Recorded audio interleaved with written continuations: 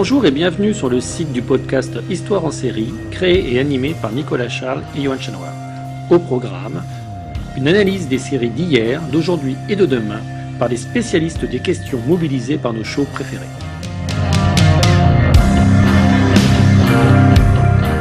Histoire en série, c'est le podcast qui met en relation histoire, sciences humaines et séries.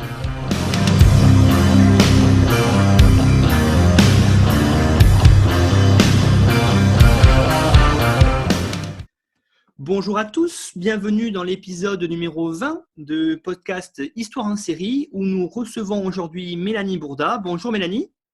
Bonjour, merci de me recevoir. Merci à vous en tout cas d'être venu à notre micro. Donc aujourd'hui, on va parler de science-fiction et d'une série qui s'appelle Battlestar Galactica. Alors Mélanie, je vais vous présenter en premier lieu. Vous êtes maître de conférence habilité à diriger les recherches en information et communication au département ISIC de l'Université Bordeaux-Montaigne. Vous faites partie du laboratoire MICA et vous êtes responsable du master conception de projets numériques et multimédia.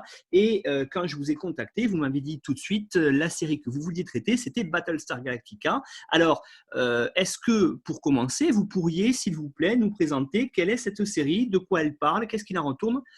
Allez-y, dites-nous tout. Alors, merci de me recevoir. Donc, effectivement, j'ai choisi Battlestar Galactica de suite parce que je contextualise un peu pourquoi j'ai proposé cette série. Parce que j'ai fait une partie de ma thèse sur les publics de Battlestar Galactica, les fans, en fait.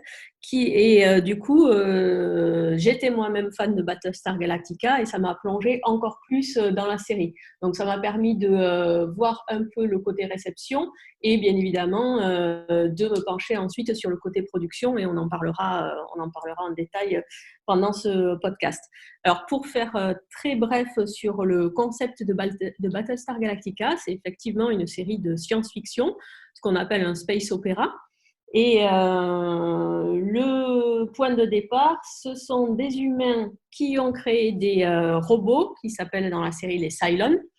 Et ces robots se rebellent, créent un génocide, tuent la plupart des humains. Et à partir de là, commence une course-poursuite dans l'espace entre ces robots et ces humains. Alors, bien évidemment, c'est un pitch qui tient là en une phrase ou deux, qu'on appellerait presque un trope scénaristique, c'est-à-dire un schéma narratif scénaristique qu'on retrouve régulièrement dans des films de science-fiction dans lesquels on peut retrouver des robots. Je pense à, bien évidemment, Terminator, par exemple.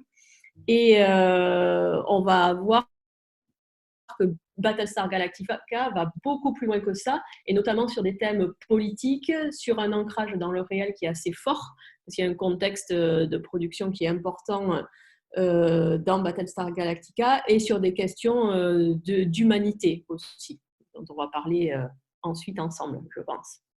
Oui, effectivement, il y a des questions à se poser là-dessus, vous l'avez dit. C'est plus qu'une série de science-fiction et c'est aussi l'un des intérêts importants que nous, on a voulu créer avec Johan, c'est dans ce podcast, c'est à l'idée de faire se rencontrer différentes sciences sociales et comme vous l'avez dit, cette série-là de science-fiction permet de nous interroger sur un certain nombre de concepts, ici le concept notamment sociologique, mais pas que. Vous évoquiez notamment le public, c'est quand même assez intéressant parce que quand on fait des recherches sur la série, on tombe sur de nombreux blogs, sur de nombreux comptes Twitter de personnes qui sont fans de cette série. Donc, c'est une série relativement importante dans le milieu sériel. Et j'aurais aimé, pour commencer, la première question, vous poser un petit peu, que vous recontextualisez la période de production de cette série, pourquoi elle est sortie à cette période-là, comment est-ce qu'elle est sortie, comment est-ce qu'elle a été diffusée, et comment est-ce qu'elle est devenue, j'allais dire, un phénomène quasiment planétaire. Alors, pour répondre à cette question, il faut revenir aux origines de Battlestar Galactica, parce que Battlestar Galactica, telle qu'on la connaît aujourd'hui, c'est-à-dire la série des années 2000, c'est en fait une version réimaginée d'une série qui s'appelait Galactica et qui avait été diffusée entre 78 et 79 sur un network américain ABC. Et donc, je vous ai dit tout à l'heure, c'était un space opéra. Et à l'époque, ce genre n'était pas forcément le plus populaire sur les télévisions américaines. Par contre, c'était un genre relativement populaire au cinéma puisque Galactica a bénéficié du succès de Star Wars, en fait, qui était sorti la même année, et donc a surfé sur la vague du succès de Star Wars et en s'inspirant donc, de cette notion donc, de space opéra, de voyage dans l'espace, de conflit assez binaire, on va dire, dans cette première version, entre le bien représenté par les humains et le mal représenté par les Cylons. Tout comme dans Star Wars, on avait donc l'Empire versus la Rébellion. Et donc, c'est le premier contexte de production et de diffusion de la série sur un network. Alors, je vais contextualiser un peu aussi ça. Un network, c'est une des chaînes historiques américaines, donc ABC, NBC, CBS à l'époque. Et c'est important parce que c'est des chaînes qui drivent le plus de public, en fait. Donc, montrer un space opéra sur ces chaînes-là à l'époque, c'était assez révolutionnaire également. Donc ça, c'est le premier contexte de diffusion. Et encore une fois, la comparaison avec Star Wars ne s'arrête pas au genre, donc science-fiction, space opéra, mais il y a par exemple aussi les thématiques de robots qui sont assez prégnantes dans les deux, donc la série et le film, puisque donc dans Battlestar Galactica à l'époque, on a effectivement donc ces Cylons métalliques, et dans Star Wars, on a plus d'une soixantaine de robots différents qui peuplent l'univers de la saga, outre bien évidemment R2D2 et C3PO. Donc ça, c'est le premier contexte. Et en 2004, donc, Ronald D. Moore et David Icke, les showrunners de la série, donc les producteurs exécutifs, si vous voulez, de la série, vont proposer ce qu'ils ont appelé une version réimaginée de la série, qui a commencé par alors ils ont appelé ça une mini-série, mais qui est en réalité un épisode de 3 heures, et qui a lancé ensuite la série véritablement, et qui a fonctionné donc sur un principe sériel, hein, c'est-à-dire 4 saisons, 4 saisons sur 50, puisque la dernière saison a été divisée en deux parties. Donc, on a la saison 4A et la saison 4B. Donc, si vous voulez, on peut rebondir sur cette nouvelle version réimaginée aussi, parce que là, comme la première version, elle est dans un contexte de diffusion et dans un contexte politique assez particulier également. Alors effectivement, hein, c'est la question que j'allais vous poser, puisque vous avez dit on est au moment de la production et du tournage de cette saison, enfin ces 4 saisons de Battlestar Galactica, dans une Amérique qui a été profondément marquée par un événement majeur de ce début du XXIe siècle, qui est le 11 septembre. Et là, c'est mon regard d'historien qui allait vous faire dire, mais quel est l'impact justement de cet événement sur l'écriture du scénario de Battlestar Galactica? Alors, effectivement, Battlestar Galactica, c'est une série qui va être, donc la version réimaginée, hein, c'est une série qui va être ancrée dans la réalité d'une Amérique post-attentat du 11 septembre et qui va donc s'appuyer sur cette réalité pour proposer en fait une analyse de la société américaine contemporaine. Et donc, dès le premier épisode de la série, ce qui a été qualifié de pilote, en fait, qui s'appelle 33 minutes, on voit déjà visuellement des rappels iconographiques à cette Amérique post-11 septembre et cette Amérique qui porte encore les stigmates donc, de cet attentat.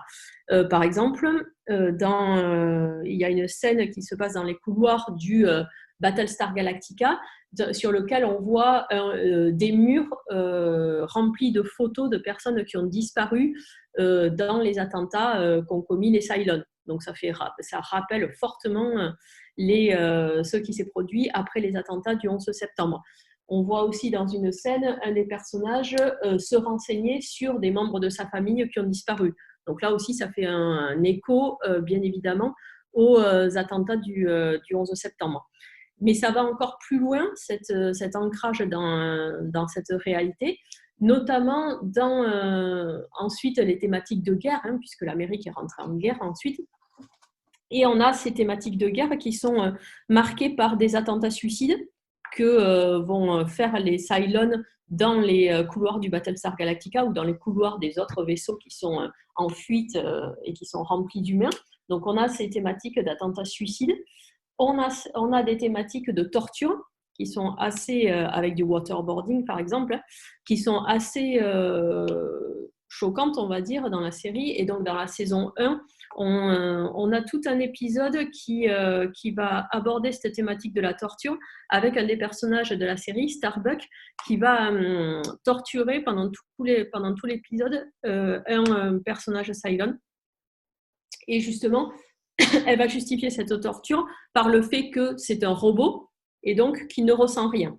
Alors bien évidemment, c'est plus complexe que ça dans la série, hein, mais elle justifie sa torture par le fait que c'est un robot, c'est une machine, donc il n'a pas de sentiments, donc il ne ressent rien.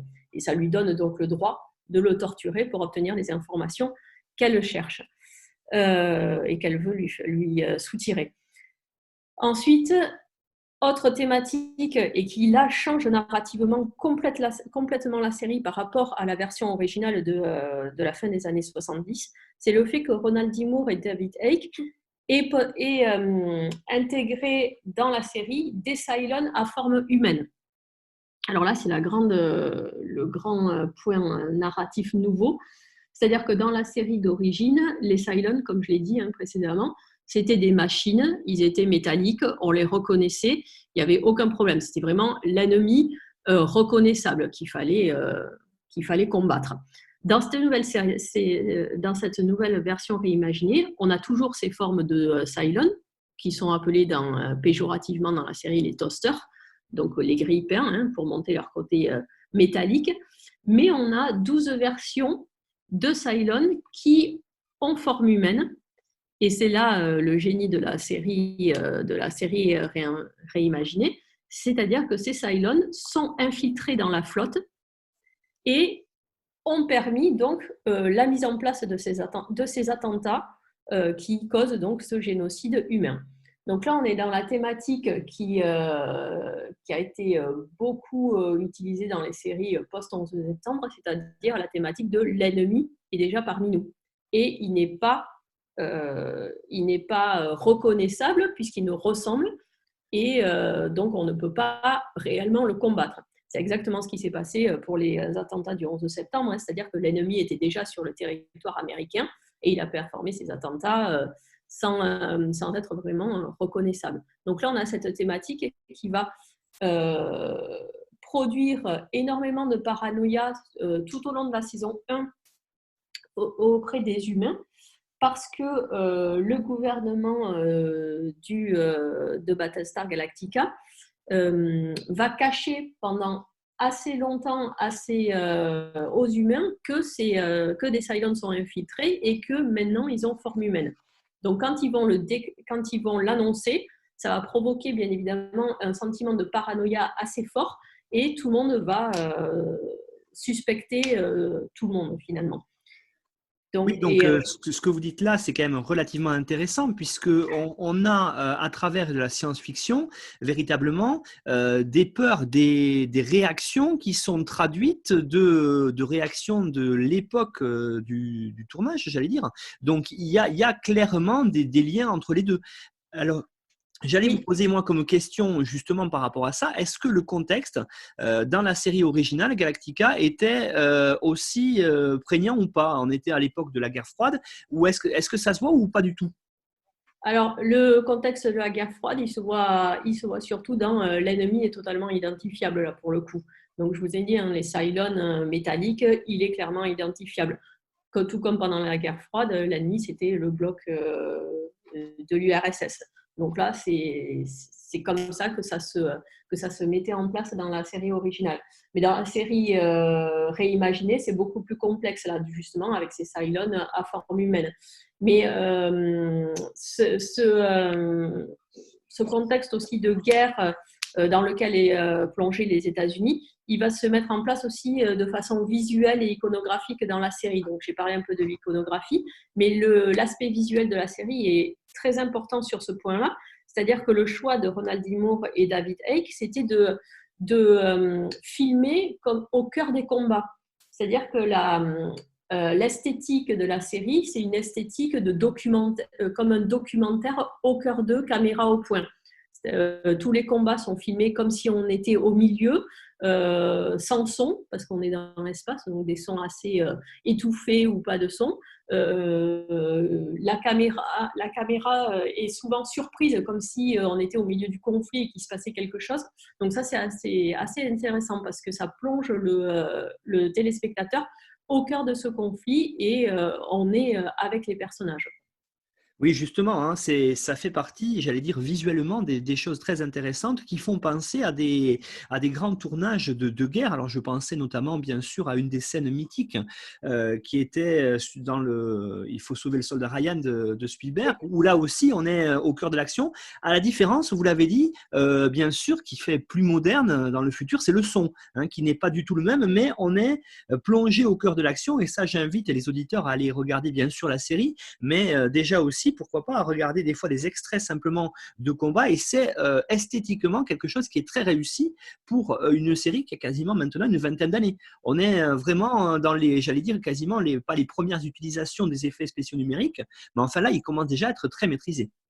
Oui, oui, c'est très maîtrisé et c'est vraiment l'objectif que voulaient les showrunners, hein. C'était vraiment cette esthétique-là, cette esthétique du réel, pratiquement, quoi, du document réel. Oui, justement. Alors, vous avez dit tout à l'heure, ce qui est intéressant ici, et ça fait partie du nœud, j'allais dire, gordien de la série, c'est cette question de l'humanité. Qu'est-ce que c'est être humain? Est-ce que vous l'avez dit, dans Galactica, on le comprend très bien, qui sont les humains, qui sont les robots. Là, dans Battlestar Galactica, on ne le voit plus, mais justement, est-ce que vous pourriez, pour les auditeurs qui ne connaîtraient pas la série, sans tout spoiler, présenter un petit peu les différences qu'il peut y avoir entre les Cylons et les humains? Oui, alors il y a des différences effectivement, mais des différences qui vont finalement s'estomper au fur et à mesure. Et une des grandes questions de la série, c'est effectivement, c'est quoi être un humain? Qu'est-ce qui fait qu'on est humain? Et sur certaines thématiques, finalement, on se rend compte que les humains ne sont pas forcément plus humains que les Cylons, en fait. Donc ça commence, un des points qui est intéressant à aborder sur cette question, c'est dans la mini-série. Et c'est le tout début, la scène d'ouverture de la mini-série, lorsque un des émissaires humains rencontre pour la première fois le Cylon, qui est donc le Cylon numéro 6, Caprica, qui va se faire appeler Caprica 6 après. Et donc Caprica rentre flanqué de 2 Cylons métalliques. Donc là, on se rend compte pour la première fois et l'émissaire humain se rend compte pour la première fois que les Cylons ont changé, qu'ils ont réussi à créer ces Cylons humains. Et donc, elle s'approche de lui et la question qu'elle lui pose, c'est « Are you alive ?» Êtes-vous vivant? Donc ça, c'est assez intéressant parce que cette thématique-là de qu'est-ce que c'est qu'être vivant, donc qu'est-ce que c'est qu'être humain aussi, elle va parcourir toute la série et on retrouvera plusieurs fois cette phrase-là, « Are you alive ?» prononcée par des Cylons. Et donc là, dès les premières minutes, c'est vraiment les 4 premières minutes en fait de la série, on est plongé dans cette thématique et qui va être fondamentale. Bon, malheureusement, l'émissaire français ne pourra pas annoncer aux autres parce qu'il se fait exploser avec le reste de la base militaire. Et donc, c'est la première différence fondamentale entre les humains et les Cylons. On la voit dans le pilote, donc l'épisode de 33 minutes dont je vous ai parlé tout à l'heure. Ils mettent en avant ces différences qui sont physiques, principalement sur la force, comment on arrive à résister à la fatigue, au stress. Parce que dans cet épisode, les Cylons attaquent toutes les 33 minutes, donc d'où le nom de l'épisode, et empêchent les humains de dormir depuis 4 ou 5 jours. Donc voilà, il y a cette notion de fatigue, alors que les Cylons, bien évidemment, comme c'est des machines, que ce sont des machines, ils n'ont pas ce problème. Donc ça, c'est une différence. La seconde différence, elle va porter sur les croyances. Donc il y a énormément de croyances dans la série, croyances religieuses, et il s'avère que les humains ont un système de croyances polythéiste, dans lequel donc ils vont vénérer plusieurs dieux, alors que les Cylons ont un système de croyances monothéiste, dans lequel ils vénèrent un seul dieu, qui ressemblerait au dieu tel qu'on le connaît dans nos religions catholiques, par exemple. Et du coup, plusieurs fois, il se réfère au plan de Dieu qu'ils doivent suivre. Donc les Cylons ont un plan et ce plan a été édité par Dieu. Donc ça, c'est une autre différence. La troisième différence qu'on voit et qui est marquée par les personnages de Caprica Six et Gaius Baltar, c'est la foi versus la science. Donc ça aussi, c'est un thème qui revient assez régulièrement et qui marque une différence entre Cylon et humain. Donc celui qui symbolise la foi, là-dedans, c'est le Cylon. Donc God has a plan, Dieu a un plan, donc ça revient, c'est leur leitmotiv, on va dire, ce fameux plan. Donc ils ont foi en ce plan. Et la science, elle est symbolisée par Gaius Baltar, qui est un scientifique et qui, lui, est plus rationnel et plus pragmatique et ne croit pas en un plan mystique qui pourrait comment dire, qui pourrait gérer toutes les décisions de tous les personnages de la série. Donc ça, c'est trois différences qui sont assez fondamentales, sauf que, parce que bien évidemment, Battlestar Galactica, ça se complexifie à chaque fois, tout n'est pas blanc ou noir, sauf que certains Cylons, du fait de leur infiltration au milieu de la flotte humaine et de leur contact avec les humains, vont avoir petit à petit, justement, des sentiments humains, l'acquisition d'un libre arbitre et d'un choix aussi, qui va les séparer de leurs collègues Cylons, on va dire. Et ce qui est encore plus intéressant, c'est que certains Cylons ne savent pas eux-mêmes qu'ils sont Cylons. C'est-à-dire qu'ils sont infiltrés dans la flotte et ils vont être à un moment donné activés en tant que Cylon, mais jusqu'à ce moment-là, ils ne savent pas qu'ils sont Cylons. Et ils vont devoir décider de ce qu'ils vont faire. C'est-à-dire, est-ce qu'ils rejoignent la cause Cylon ou est-ce qu'ils restent avec les humains puisqu'ils ont été baignés dans l'atmosphère humaine depuis le début de leur mission. Donc ça, c'est aussi intéressant parce que ça permet de montrer les notions de libre arbitre, de choix, les notions de choix de qui est-ce qu'on va finalement suivre, notre race Cylon ou ceux avec qui on est depuis le début et qui nous ont apporté des choses dans les sentiments ou des choses plus complexes aussi. Donc c'est assez intéressant sur cette dualité de qu'est-ce que c'est qu'être humain aussi. Voilà, justement, j'allais venir dessus. Effectivement, vous avez raison, c'est très intéressant parce qu'on a ici quelque chose d'évolutif. Le concept d'humanité, ce n'est pas quelque chose qui s'acquiert, j'allais dire, par la naissance ou par la création, dans le cas des Cylons, mais il y a véritablement l'idée d'acquérir cela au fur et à mesure. Et ça fait poser un certain nombre de questions parce que finalement, vous l'avez dit, par rapport peut-être à Battlestar où il y avait une séparation très nette, visuelle entre les deux, là, on ne l'a plus. Et la séparation n'est même plus sur j'allais dire, la conception philosophique de l'humanité, puisque, vous l'avez très bien dit, les Cylons sont capables d'être bons, j'allais dire, comme les êtres humains. Il n'y a plus cette différenciation-là, et ça, c'est un vrai concept aussi mis en place par les showrunners. Vous l'avez évoqué, ça, c'est très intéressant. Alors, j'aurais aimé maintenant voir justement… Est-ce que je peux rebondir juste parce que j'ai oublié de dire quelque chose quand même qui est fondamental, c'est que les Cylons ont la capacité de se régénérer. C'est-à-dire que quand ils meurent, leur conscience est téléchargée dans le même corps et ils apprennent en fait de leurs erreurs. Donc ça aussi, c'est un élément qui les rend finalement plus humains aussi, parce qu'ils vont acquérir de la connaissance, ils vont acquérir des sentiments, ils vont apprendre de leurs erreurs. Donc ça, c'est quelque chose qui est très humain aussi et qui les fait rendre plus humains aussi. Oui, effectivement, il y a cette idée de conscience qui est quand même très, très intéressante dans cette série-là, qu'on retrouve j'allais dire, dans le genre de la même époque. Vous avez fait la comparaison dans les années 90 avec Terminator, où effectivement, on a cette idée-là aussi, sur un plan différent, mais il y a quand même des points communs entre les deux. Alors, j'aurais aimé voir autre chose maintenant avec vous, puisque le podcast Histoire en série est partenaire avec l'association Mnemosyne, et j'aurais aimé vous poser une question sur le genre, et justement, justement, est-ce que ces questions de genre sont très importantes dans la réécriture de Battlestar Galactica par rapport à la première version Galactica? Quels sont les impacts qu'il y a sur la narration? Oui, alors effectivement, la question de genre, elle est fondamentale dans Battlestar Galactica et sur des personnages spécifiques qui ont en fait été réécrits.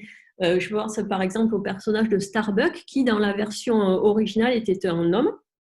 Donc, c'était un pilote masculin et qui avait tout assez caricatural, hein, j'ai envie de dire. Donc, séducteur, assez casse-cou.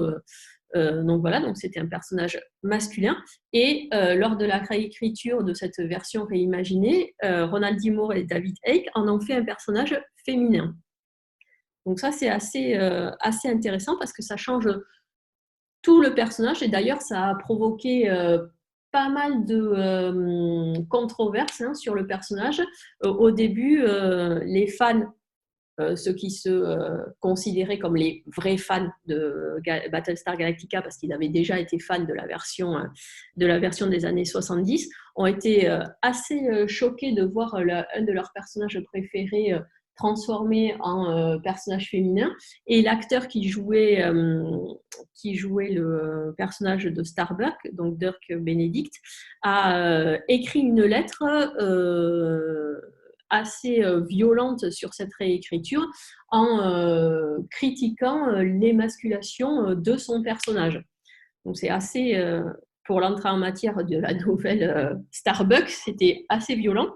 Alors ce qui est intéressant dans Starbucks, c'est qu'elle garde quand même des attributs assez masculins dans la façon dont elle se bat, dans ses attitudes, dans le fait de boire, de fumer, de jouer aux cartes avec ses collègues militaires et pilotes.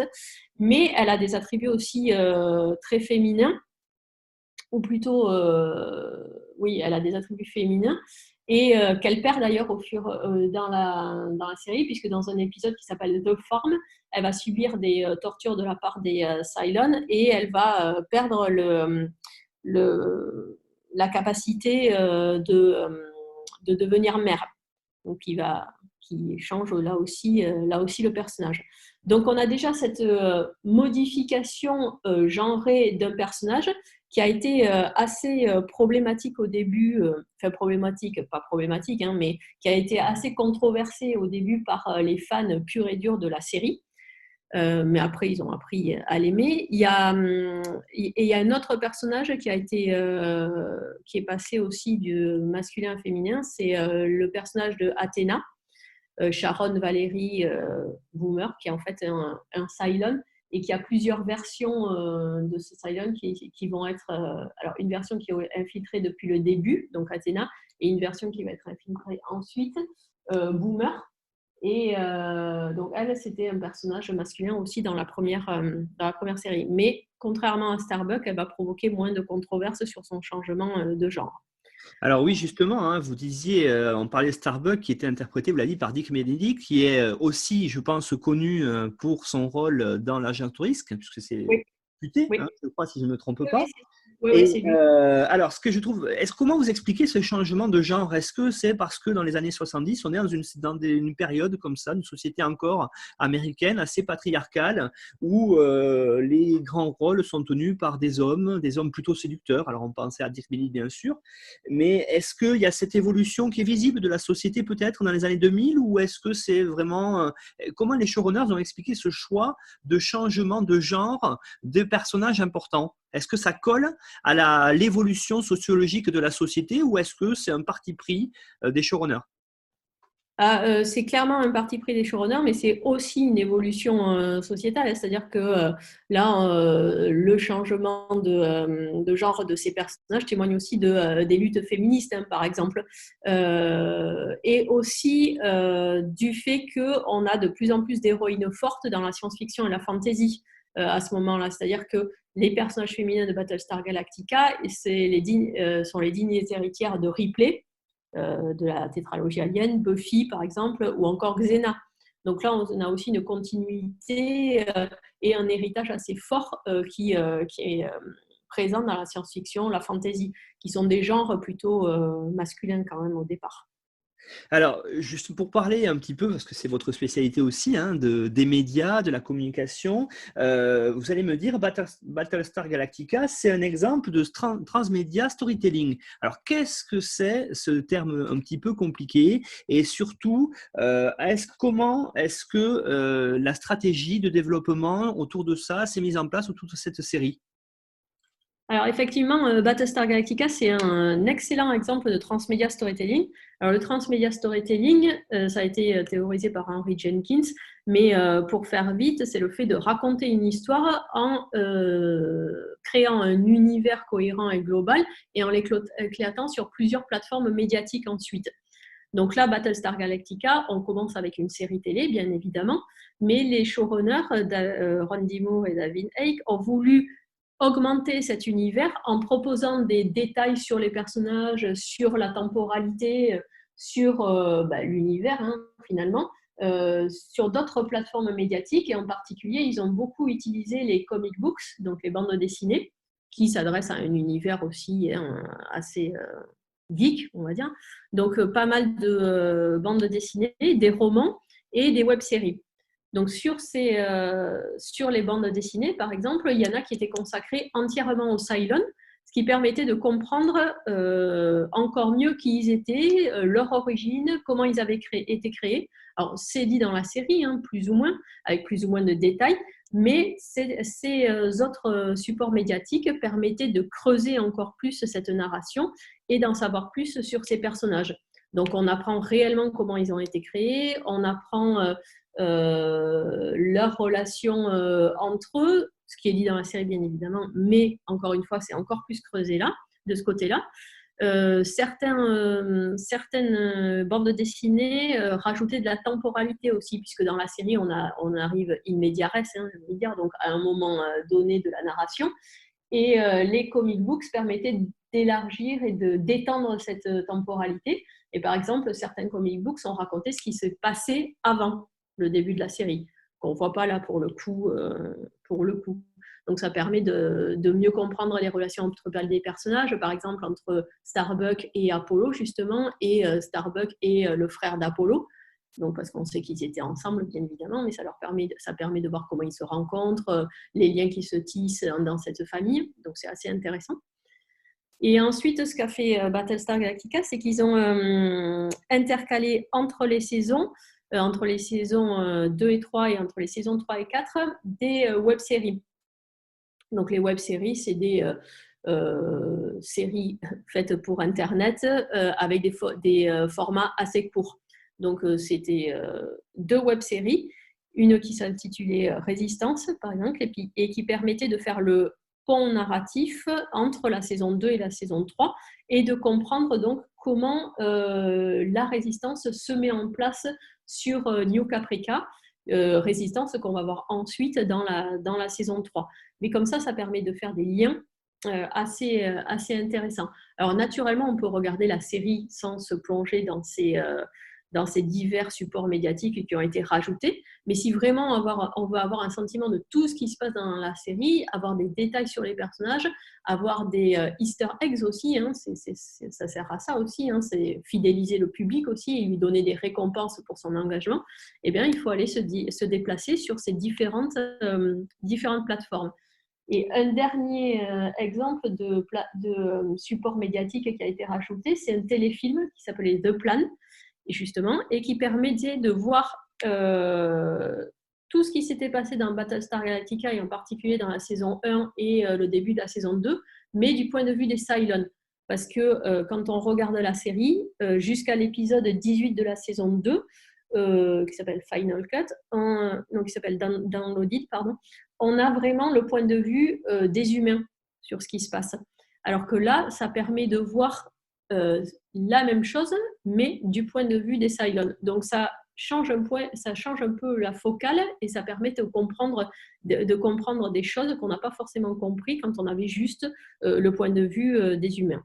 Donc c'est assez intéressant de voir comment, à partir d'une série qui est série télévisée qui est très riche, très complexe, avec des personnages très fouillés, on peut encore l'augmenter finalement sur d'autres supports et rajouter des détails sur la narration et permettre aux fans et aux autres publics, finalement, de se plonger encore plus et de s'engager encore plus dans cet univers.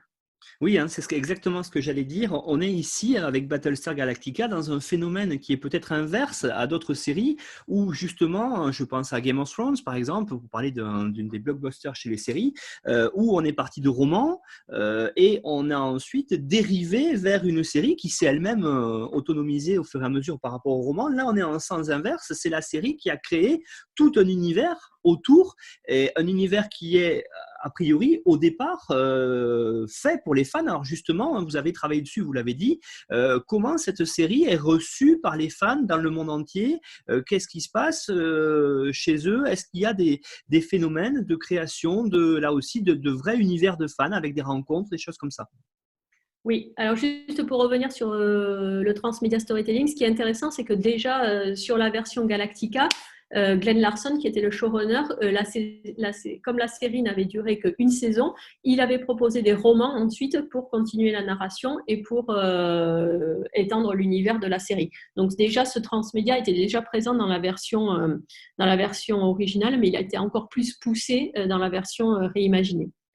Alors sur les fans, comme toute série télévisée, Battlestar Galactica n'échappe pas au phénomène des fans, bien sûr, d'autant plus qu'on est dans un univers de science-fiction donc qui s'y prête, donc qui se prête à la formation de communautés en ligne qui vont discuter sur les différents sujets liés à Battlestar Galactica.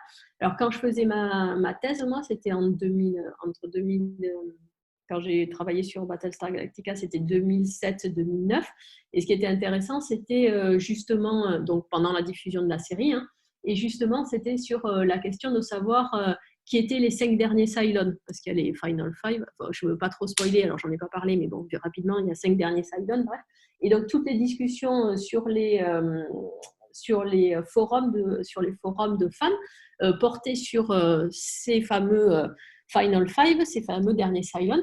Et c'était assez impressionnant de voir comment les fans argumentaient à coup de recherche justement historique sur la mythologie, par exemple, si ça leur servait. Donc, ils argumentaient à partir de ça, à coup de capture d'écran parce qu'ils avaient vu tel détail qui permettait d'appuyer leur argumentation aussi. Donc, il y avait déjà un souci d'argumentation, de mise en intelligence de leur compréhension de la série et de débat avec les autres fans. Donc ça, c'est assez intéressant. Et ensuite, bien évidemment, comme tout fan, les fans de Battlestar Galactica produisent des choses. Donc, ils ont des activités de production de contenu et de production de sens. Donc, le sens, on l'a vu là, avec tous ces débats, et de production de contenu. Et parmi les choses assez intéressantes, il existe un Battlestar Galactica Museum, qui est en réalité un site internet créé par 2 fans de la série. Donc, ce sont des jumelles que j'ai pu interroger. Et elles ont créé ce site internet pour garder la mémoire de la série. Donc, elles l'ont créé après la fin de la série. Elles sont fans, bien évidemment, mais elles ont décidé de créer ça après la série pour garder la mémoire de la série, c'est-à-dire qu'elles recensent sur leur site internet, à la manière d'un musée, finalement, une collection d'informations sur la série. Donc ça, c'est assez intéressant parce que ça marche vraiment. Il y a un travail d'éditorialisation, il y a un travail de réflexion sur ce qu'elles peuvent poster ou ce qu'elles ne peuvent pas poster. Et ce qui est encore plus intéressant avec ces 2 fans en particulier, c'est qu'elles font aussi de l'activisme fan autour de la série, et en particulier avec les actrices Kathy Sackhoff et Tricia Hefner, donc qui jouent Starbuck et Caprica Six. Et donc, elles mènent des campagnes pour lever des fonds, par exemple, pour des associations. Et donc, elles ont une activité d'engagement civique, ce qui est assez intéressant parmi toutes les activités de fans. Oui, il y a une vraie patrimonialisation, j'allais dire, de la série, puisque la série s'est arrêtée maintenant il y a une dizaine d'années, et elle continue à faire parler d'elle, ce qui est quand même relativement rare pour une série, plusieurs années après. Donc on voit véritablement que c'est une série qui a marqué son époque de par sa narration, mais aussi de par, j'allais dire, sa réalisation. Vous l'avez montré tout au long de ce podcast, et ça c'est relativement intéressant, puisque on n'est pas devant une simple série de science-fiction, mais on peut voir un certain nombre de sujets sociologiques qu'on a évoqués tout au long de l'émission. Alors Mélanie Bourda, je vous remercie pour cette excellente intervention qui, j'espère, aura donné aux auditeurs l'envie s'ils ne connaissent pas, d'aller découvrir cette série-là qui compte donc 4 saisons. Je vous remercie donc et à bientôt. Merci à vous. Et si ça vous intéresse, Battlestar Galactica, Amazon Prime le diffuse en ce moment, visiblement. Donc, c'est tout à fait d'actualité. Voilà une bonne indication. Donc, merci. Et puis, on espère vous retrouver bientôt dans Histoire en série. C'était l'épisode numéro 20 consacré à Battlestar Galactica. Au revoir. Au revoir.